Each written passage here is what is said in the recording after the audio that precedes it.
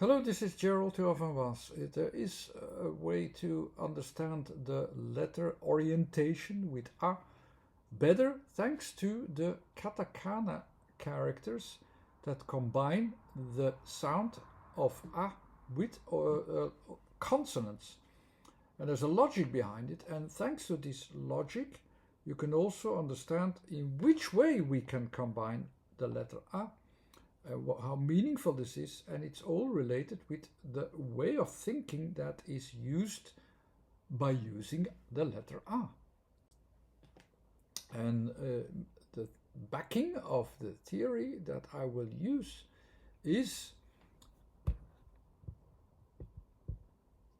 this background scheme of, and I will show you here all the vowels that can be associated. Vowels are more like general orientations that you can use in your thinking, in your orientating yourself upon the world, and we associate these vowels in a certain region, within a certain region, and the letter A can be defined as the region that is lying before you, so the basics, the local and direct associations that you can have there.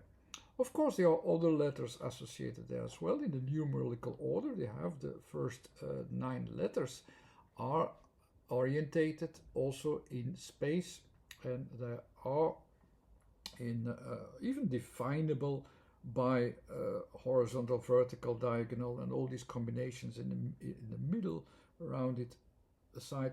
They are all the positions that are possible in that region. They are defined in that small region there. Once you need timing and you make a distance from, from here to there, you have 2 kinds of orientations needed in that kind of association. There you use different vowels, the E as a starting point, the O as the ending point, and in the ending you also have the general rules that are lying behind it, and there you use the letter E.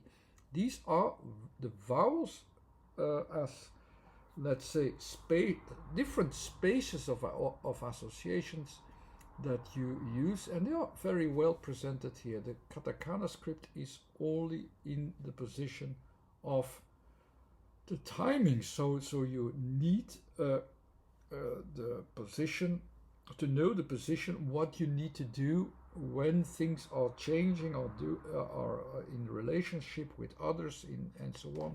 The things that you need to do are associated in the second part there. The Katakana script is all related with that area. The Roman letters are separated areas of association, and they build up from there. But how do we deal with the letter A? The letter A is our first foundation, where we start from. Also in the Roman script, this is our main foundation, is the A, is the associated in space. That's what where our starting point lies. How do we see that in the combinations with the letters in the Katakana script? I will show you in a minute, but the Katakana script is basically an association of letters that deal with the forward move in time and taking a step back in time, because we also need to adapt to the changes, and that's why the letter A is presented like that. It is related with that our letter A, which is before us in space, where we can orientate space. We try to pinpoint space, but of course when the things change and so on, we don't know if it will remain steady with the starting point of our letter A. Changes will occur. We can only count on the things as a way how we estimate it, and we're estimating before us as, hopefully they will remain the same, hopefully they will remain steady, hopefully I will have my opinion and can continue my opinion. But in the evolution of things change in time or over time, it is possible that the letter A and the positions from a different viewpoint, from a further away viewpoint, after a process in time, they could be changed. But we hope that it will remain the same. The A is about the steady foundations, starting points that can be derived to just one orientation, one point in space.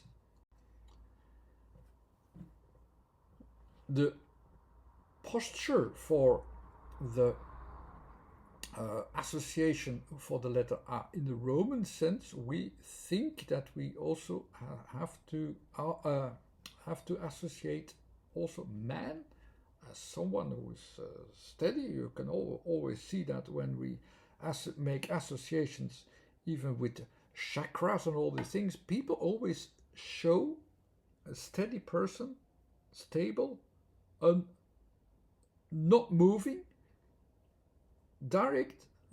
That's our way of thinking.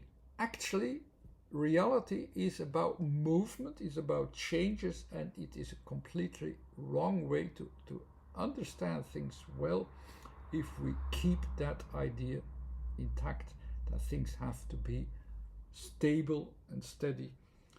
The starting point of A is one of estimation, and it only seems to be a steady point.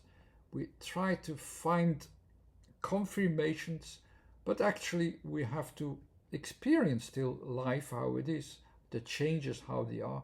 So we have to try out things, we have to evaluate things. So we have to participate actively to life.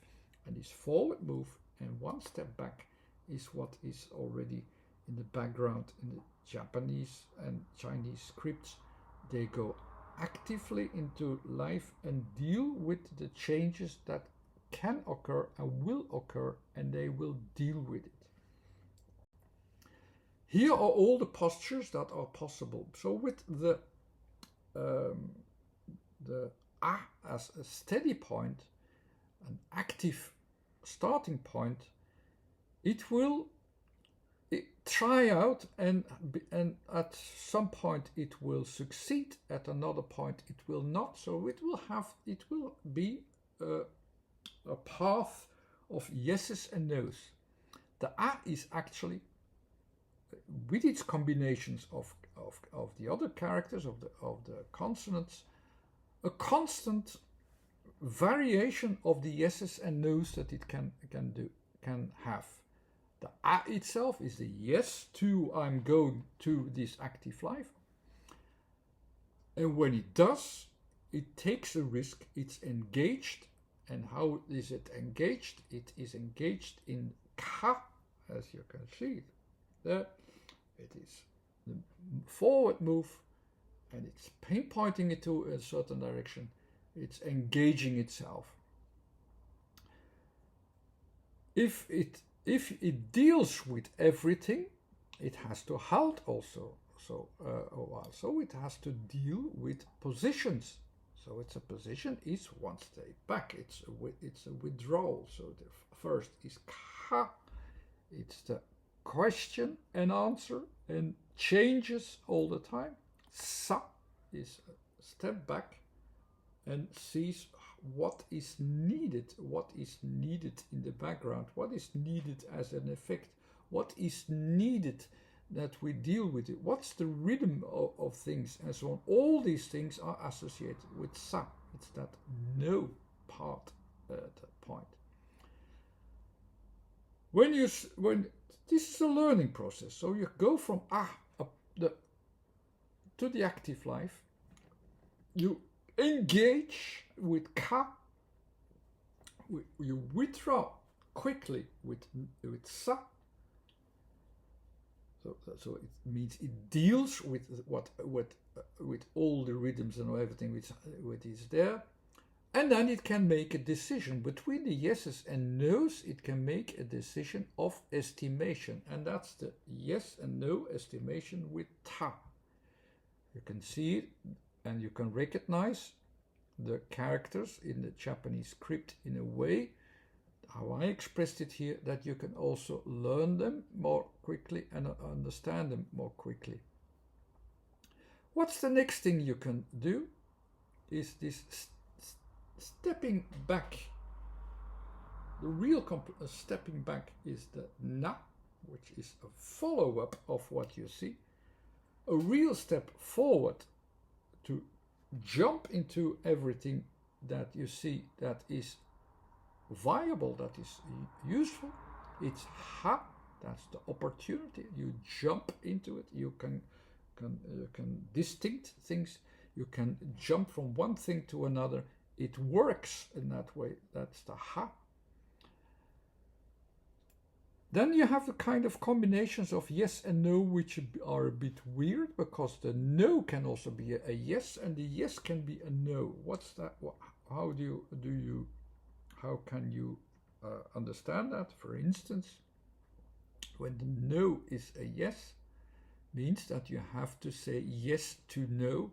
So knowing when to be compliant, when to bow and be obedient, not obedient is not the same word. You have to go into the situation where you have to land to, where it's going to. That's the compliance. You sense what is needed to be and to act and so on, and that's the kind of no that is a yes. And the yes that is a no is like I have here a praying person which is on his knees and so on. So he is really obedient to what it is. It is not acting. The ma is acting towards it. The ya is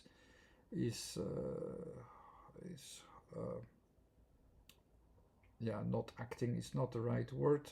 But there's a very good example with ya, for instance, is this is also Godverdomme. Yes, I can be tired at times, but I'm not going to re-record it. But I'm going to go back to ma and ya. There's a complexity there. You know ma as the mother, for instance. The complexity of combinations of yes and no is in that way that you also know that some things won't work and you go into that. That's more the thing is it's an activity. The a is about an activity. That's also a kind of activity.